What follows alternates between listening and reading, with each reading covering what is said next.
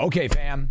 We got to talk about Palantir. We have Cathie Wood offloading a bunch of shares. We have Insider that's selling. And there are some concerned investors surrounding Palantir wondering what's going to happen. Is there going to be a pullback? What is the position of Palantir and its strength in the market with the fact that rates are being cut next week at a 25 base point, as well as the fact that CPI inflation data is also good and the inclusion into the S&P 500? Well, there's a lot going on. Palantir is a very strong stock, but it doesn't mean there won't be a pullback at some point, and it's looking like that pullback could come over the next 5 to 10 days due to the intense selling pressure from insiders, as well as Cathie Wood. But there has to be quite a bit of shares being sold. Several 100,000 shares can move a stock, but if we're only talking about 20,000 or 30,000 shares, it won't be enough to really hinder the stock much at all because the buying pressure is so strong due to the S&P inclusion and the overall cult following of Palantir. Well, it's not really a cult following, but maybe you could say that. But in any case, Palantir has a lot of support, and it's unlikely that a small amount of shares would affect the price. But we're going to talk about how many shares are actually being sold. Then I'm going to show you guys how to dollar cost average and the secret to making money on Palantir and other stocks like it. So here's what Cathie Wood has been doing. She made some significant trades with Coinbase Global and Palantir Technologies. With the Coinbase trade, she purchased a total of 53,708 shares through its ARK FinTech Innovation ETF, ARK Next Generation Internet ETF, and ARK Innovation ETF. Based on the closing price of coin at $157.15 on the same day, the value of the trade is approximately $8.4 million. This move comes after Coinbase's partial victory against the U.S. Securities and Exchange, the SEC Commission, potentially gaining access to critical documents regarding the agency's classification of tokens as securities. However, she actually sold 184,051 shares of Palantir through its ARK ETF, representing a 0.1179% of the ETF.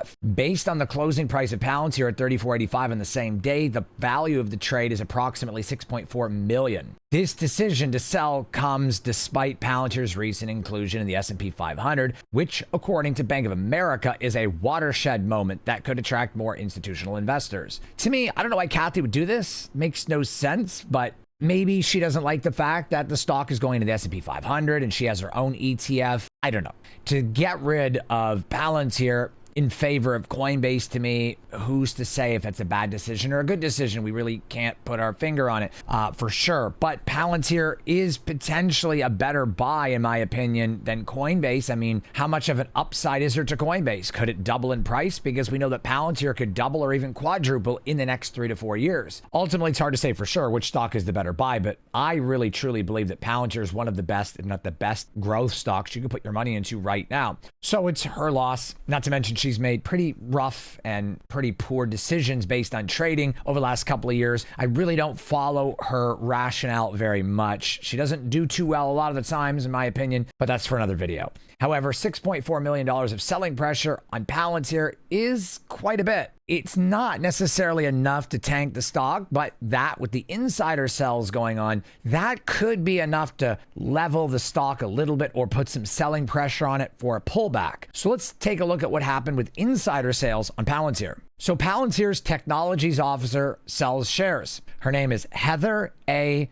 Planishek, Chief Accounting Officer at Palantir. She sold 20,000 shares of Class A common stock on September 9th at a weighted average price of $33.74, totaling $674,854. Following the transaction, Planishek directly owns 576,023 shares, indirectly owns 8,130 shares held for a minor child under the Uniform Transfers to Minors Act. The sale was part of a pre-existing Rule 10b-5-1 trading plan. Now, this is not a lot of shares considering she has 576,000 shares. Selling 20,000 is not very much. It's probably to cover some taxes. Who knows? Not huge, but that 20,000 shares and then what Cathie Wood sold, that's a lot when you add it together. It's a decent amount, enough to have a little bit of a pullback. And you also have to take into account others are selling too. I don't think this is enough to bring the stock down, but a 30, 40, 50 cent pullback, maybe even more, could potentially happen. Maybe it could drop $1. Pullbacks are inevitably going to happen. Palantir is not going to run to $40 straight without having any pullbacks. This is why you must understand dollar cost averaging. This is something I teach to my students in the Discord. Discord. I have students that joined the Discord that their portfolio was only $10,000. They were in the negative 4,000. And after teaching them dollar cost averaging, market sentiment, psychology, emotions, and just teaching them the fundamental and technical ways to trade properly, they've turned that negative $4,000 or $5,000 loss on their $10,000 portfolio. And now they have a $20,000 portfolio in only a month or two. This is 50 to 100% return, less than 60 days. This is really astronomical growth. All of my students profit when they join my Discord. Even the lower percentage students go from 5% in their first month to 20% in their second month. But the average is 10 to 15 in the first, 10 to 15, even as high as 20 the second. And by the third month, my students are flying. So really 5 to 15% per month is the average profit that my student sees, although I have many students that are in 20, 30, 40, even some at 50% in the past couple of weeks. If you guys are interested, I would love to help you achieve the financial freedom you ultimately deserve. I offer full Discord, training course, and one-on-one coaching to help you guys achieve your goals, but it's a very serious mentorship with very limited spots. I cannot help everyone, although I wish I could. So if you are serious and committed to your financial health, well-being, and financial future, then I would love to help you achieve your goals. You guys can sign up at investorcorey.com right there on the screen. The link is also in the information box below. I teach things nobody else teaches, like my hyper theta strategy, how to take advantage of theta over the weekends for free arbitrage money, rolling options to save your stocks. And not only that, the big one, how to understand the mindset and the psychology of the market. Nobody else teaches these things. And if you guys really want to learn, this is what made me a millionaire. This is what turned me from 20,000 to 2.2 million in only 6.5 years. I look forward to seeing you guys real soon. Let me show you guys why I really wouldn't worry about the price on Palantir. It goes up 20 cents, goes down 50 cents, goes up $1, goes down $3. It doesn't matter. Let me show you exactly why. Time in the market beats timing the market. I'm going to show you exactly what I'm talking about right now.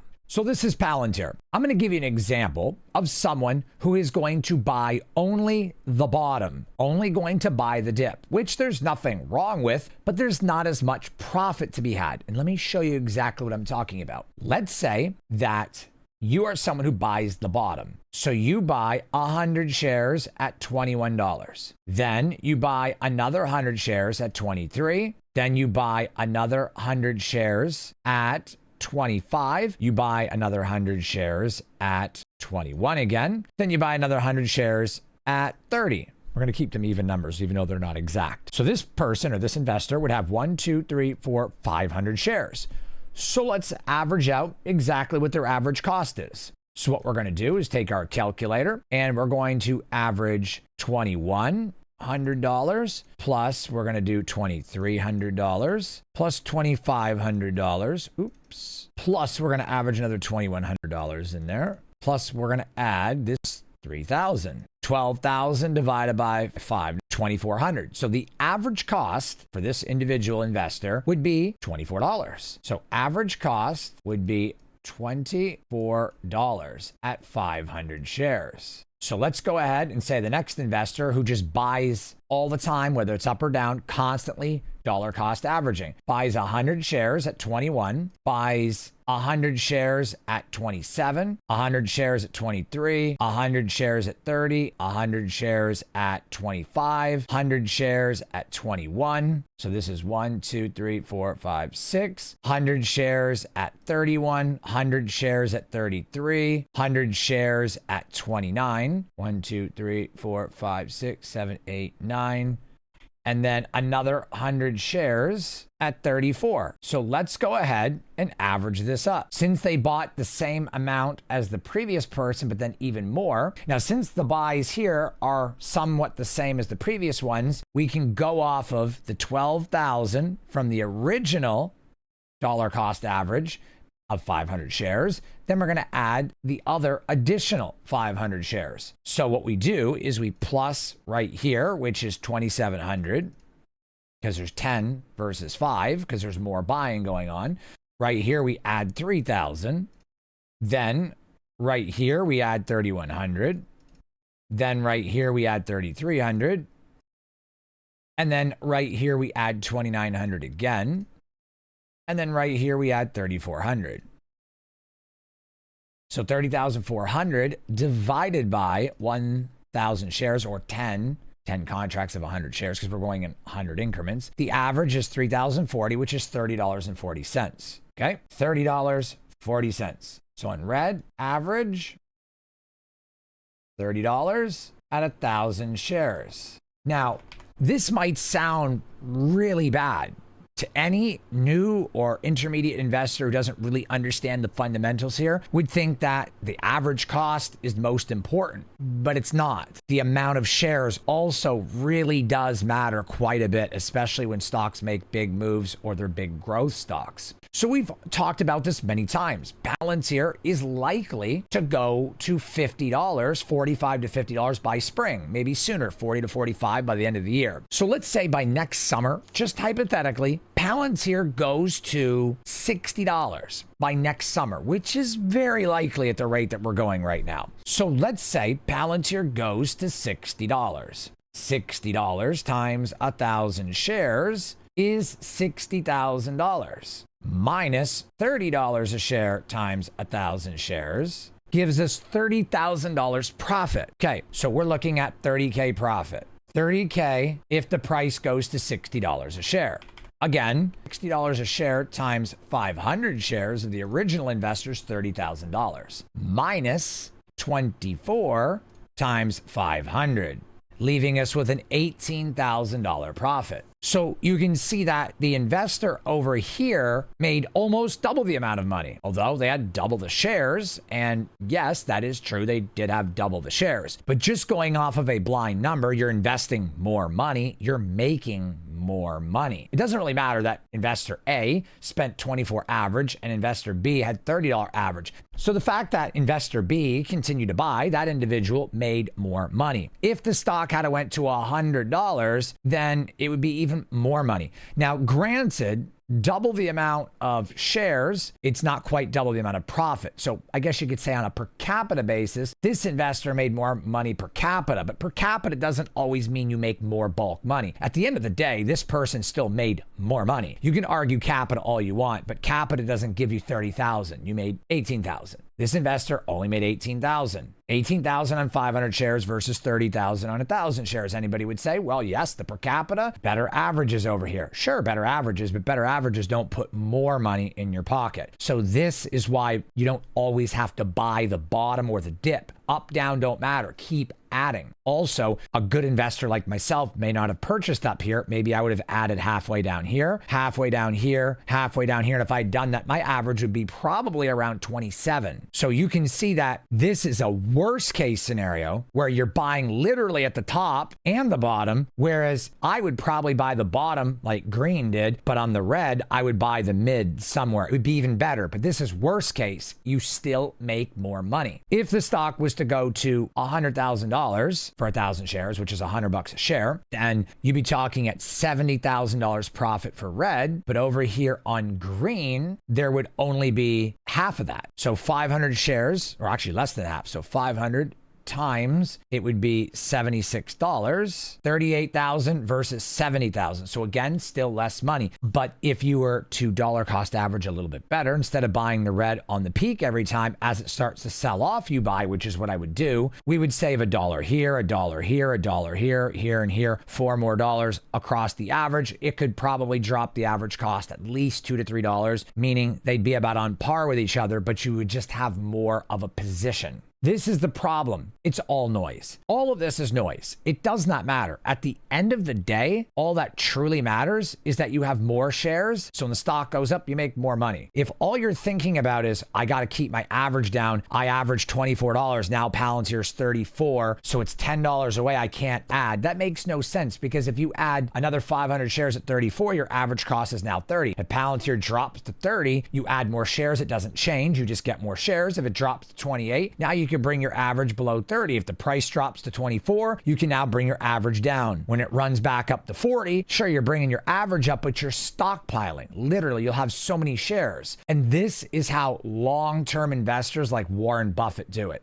It's not necessarily trying to keep your average as low as possible. What it really is trying to continue to add the amount of shares as possible to your position while keeping your average cost lower or as low as possible. The priority is to add to your position, add shares, and conveniently do it at a good time where the price is at a low if possible. If it's falling off of a high and you don't think it's going to fall anymore, add more shares. The idea, add to your position, add shares, and try to conveniently do it at the best price possible while keeping your average price low. But do not allow your average price, trying to keep that low, stop you from adding to the amount of shares that you have. The only time this doesn't work is when a stock is bad and it's continuing to fall months in and months out, week in and week out, and it just keeps falling. This is tricky because your dollar cost averaging all the way down, but we don't know if it's going to recover. So that's a little bit different. Or if a stock continues to rise in your dollar cost averaging and you're raising your price and you keep adding as it's going up, and you just burn out of all your money, then the stock recovers. The only time it's also bad on a situation like Palantir is if the stock is going up and you keep dollar cost averaging and you burn out all your money and there's a pullback and it starts to come down for a while, then you're obviously in the negative and your dollar cost average is a little bit on the high side. But like I said, time in the market beats timing the market. So even in this situation, 6 months to a year later, the stock price is above your average cost and you're winning yet again. This is a long-term game when you invest.